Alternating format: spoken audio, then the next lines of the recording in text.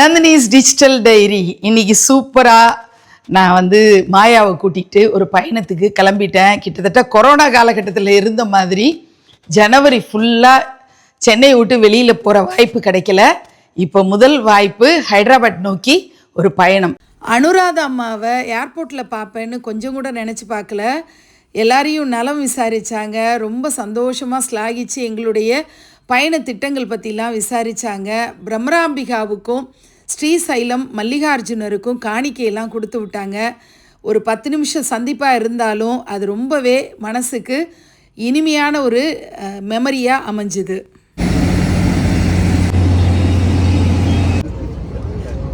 हमें बेहद खुशी है कि आज हम आपको हमारे देश के साथ जुड़ सके। प्रस्तुत है आपके लिए इंडिया बाय इंडिगो। धन्यवाद। Ladies and gentlemen, boys and girls, welcome on board flight 6C6897, Hyderabad approximately 45 minutes away. Hyderabad airport வந்தாச்சு. ஸோ சூப்பராக இந்த ஃபேஸ் ரொம்ப பிடிக்கும். அதுவும் ஃபோட்டோவுக்கு அவ்வளோ அழகாக இருக்கும். இந்த ஸ்டாச்சு ரொம்ப பிடிக்கும்.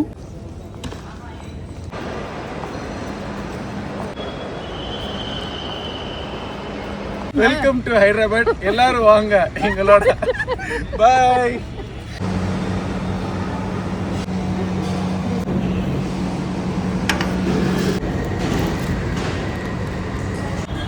மகிழ்ச்சி எனப்படுவது யாதெனின் பிரியமான தோழியோடு தெலுங்கானாவில் டீ குடிக்கிறது. சியர்ஸ். சூப்பரான ஒரு ஹைவே, திண்டி டேம் அப்படின்னு சொல்கிறாங்க. ஸ்ரீசைலம் போகிற ரூட்டில் கிட்டத்தட்ட ஒரு 2 hours ட்ராவல் பண்ணி நாங்கள் ஹைதராபாத்லேருந்து ஸ்ரீசைலம் போயிட்டுருக்கிற அந்த ரூட்டில் இருக்கிற டேம். இப்போது தண்ணி வரத்து கம்மியாக தான் இருக்குது. கம்மியாக இருக்கிறதே ரொம்ப அழகாக கொட்டிகிட்ருக்கு. பார்க்க ரொம்ப நல்லா இருக்குது. தண்ணி சவுண்டே ஒரு மெடிடேட்டிவ் சவுண்டுன்னு சொல்லுவோம் இல்லையா. மான்சூன் சீசன்லலாம் இந்த தண்ணி வரத்து நிறையா இருந்ததுன்னா இன்னும் சூப்பராக இருக்கும்னு தோணுது. இந்த டேமில் பாருங்களேன், பறவைகள்லாம் அந்த தண்ணி ஓடுற இடத்துல அவ்வளோ அருமையாக உட்காந்துட்ருக்கு பாருங்க. சூப்பராக இருக்குல்ல. ஸ்ரீசைலம் மலை மேலே போயிட்டுருக்கோம்.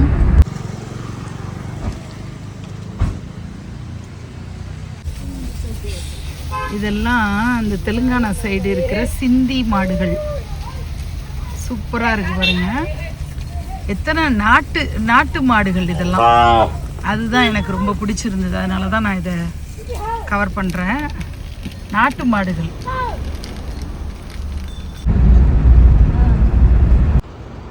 கிருஷ்ணா டேமை பார்க்க போகிறோம். எவ்வளோ அழகாக இருக்குது பாருங்கள் இந்த இடம். எல்லா மதகுலையும் தண்ணி கொட்டினா எவ்வளோ சூப்பராக இருக்கும்னு யோசிச்சு பாருங்கள். இன்னும் கொஞ்சம் க்ளோசர் வியூ பார்க்கலான்னு சொல்லிட்டு கொஞ்சம் டிஸ்டன்ஸ் வந்திருக்கோம். இங்கேருந்து இன்னும் அழகாக தெரியுது. சலசலப்பு, இன்னும் கொஞ்சம் சத்தம் நல்லா கேட்குது. ஸ்ரீ சாக்ஷி கணபதி சுவாமி. இங்கே ஸ்ரீசைலத்துக்கு வர்றவங்க, சுவாமியை பார்க்க வர்றவங்களுக்கு சாட்சியாக இருந்து அவர் பதிவேட்டில் அட்டண்டன்ஸ் எடுத்துக்கிறாரு பிள்ளையார். சாட்சி கணபதி கோயிலில் உள்ள வளாகத்தில் இப்படி இருக்குது. ஆக்சுவலி நேற்றுக்கு சங்கடார சதுர்த்திங்கிறத மறந்தே போயிட்டேன். மாதம் அது நிறைய நேரம் ஞாபகம் இருக்கும், சில நேரங்களில் மறந்து போயிடும். ஒரு கண்ணில் வெண்ணெய் ஒரு கண்ணில் சுண்ணாம்புன்னு சொல்லுவோம் இல்லையா. அந்த மாதிரி தான் ஓரவஞ்சனை எனக்கு. எப்போதுமே இந்த சக்தி வழிபாட்டில் ரொம்ப மனசு லைக்கும். வாசனைக்கு பண்ண வேண்டியதை மட்டும் குறையில்லாமல் பண்ணிவிடுவேன். ஆனால் இந்த பிள்ளையார சமயத்தில் கண்டுக்காமல் விட்டுருவேன். அந்த மனுஷனுக்கு என் மேலே ஏதோ ஒரு அன்பு இருக்குது. இன்றைக்கி நான் மனசார ஒரு மன்னிப்பு கேட்டுக்கிட்டே வந்தேன். அப்போது அம்மாவாரி யார் அப்படின்னு சொல்லிட்டு அங்கே குறுக்கள் கேட்டு மாயாவை கொண்டு போய் அவரோட துதிக்கையில் தொட வச்சு, அதாவது தாயும் பிள்ளையும் தொட்டுக்கிறாங்க 2 பேரும். ரொம்ப அழகான காட்சியாக இருந்தது. பூவெல்லாம் வச்சு அப்படி கொடுத்தாரு. ரொம்ப சந்தோஷமாக இருந்தது. மாயாவுக்கு இந்த மாதிரி பாக்கியங்கள் நிறைய கிடைக்கணும், கிடைச்சிட்டே இருக்கணும். வழக்கம் போல் கோயிலுக்கு பக்கத்தில் நிறைய கடைகள் இருக்கும், நிறைய பழங்கள் காய்கறிகள்னு கடைகள், பூஜை பொருட்கள்லாம். எங்களுக்கு ரொம்ப டெம்டிங்காக இருந்தது இந்த மாங்காய்.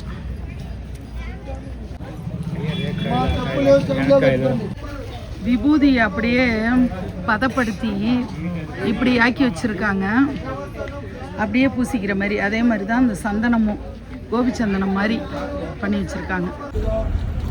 இந்த விளாம்பழம் சீசனே கிடையாது, நமக்கு ஆவணி மாதத்தில் பிள்ளையார் சதுர்த்தி எப்போ வரும் இப்போ வந்துருக்கு.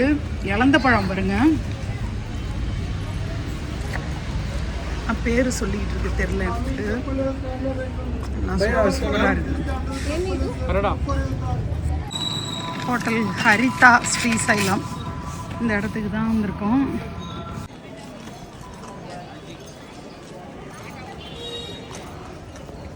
அதிசீக்கிர கவுண்டர் அப்படின்னு சீக்கிரம் போகிற தரிசனத்துக்கான கவுண்டர் வந்து இது வழியாக தான் போகணும்.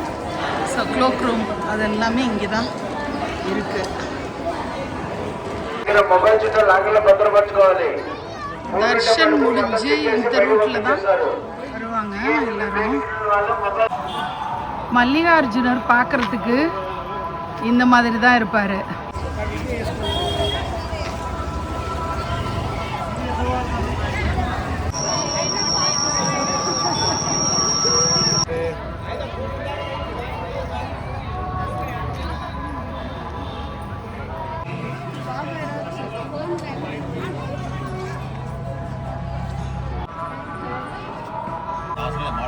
இந்த வருஷத்தோட முதல் யாத்திரை அப்படிங்கிறது ஸ்ரீசைலத்துக்கு அமைஞ்சிருக்கு. நான் இது வரைக்கும் 10 ஜோதிர்லிங்கம் நிறைவு பண்ணியிருக்கேன். 11வது ஜோதிர்லிங்கமாக ஸ்ரீசைலம் மல்லிகார்ஜுனரை பார்த்தது ரொம்ப ஒரு அற்புதமான அனுபவமாக இருந்தது. மனசுக்கு அவ்வளோ திருப்தியாக இருந்தது. எப்போதுமே சக்தி வழிபாட்டில் எனக்கு அலாதி பிரியம். பிரம்மராம்பிகாவை பார்த்தது ஆனந்த அனுபவம். லிங்காஷ்டகம் நாதஸ்வர இசையில் அந்த இசை முழக்கம் கேட்டுட்டு இருக்கும்போது தான் நாங்கள் போய் மல்லிகார்ஜுனரை தரிசனம் பண்ணோம். அதுக்கப்புறம் ஒரு சூப்பரான வைபோட ஒரு நல்ல இசையோட பிரம்மராம்பிகா தரிசனமும் சூப்பராக கிடச்சிது. மாயாவும் ரொம்ப சந்தோஷமாக 2 பேரையும் தரிசனம் பண்ணது ரொம்ப அழகாக இருந்தது. பெரிய ரிஷபம், அவ்வளோ பெரிய காளையை நான் இது வரைக்கும் பார்த்ததில்லை. அப்போ தான் நான் நினச்சிக்கிட்டேன், கணவன் மனைவி 2 பேரும் அந்த காளையில் அழகாக நல்ல தாராளமாக உட்காந்துக்கிற மாதிரி, இடம் விட்டு உட்காந்துக்கிறோம்னாலும் உட்காந்துக்கலாம், அந்யோன்யமாக நெருக்கமாக உட்காரணுன்னாலும் உட்காந்துக்கலாம். அவ்வளோ பெரிய காளையாக இருந்தது. இந்த காலத்திலே இப்படி ஒரு காளை அப்படின்னா நிச்சயமாக பரமன், விடையேறும் பரமன் அப்படின்னு சொல்லுவாங்க இல்லையா. ஸோ ரிஷபத் மேலே பவனி வரக்கூடிய சிவபெருமான் நிச்சயமாக ரொம்ப பிரம்மாண்டமான காலையில் தான் பவனி வருவார் அப்படின்னு எனக்கு தோணுச்சு. இதெல்லாம் தான் இன்றைக்கி நாங்கள் பார்த்த அனுபவங்கள்.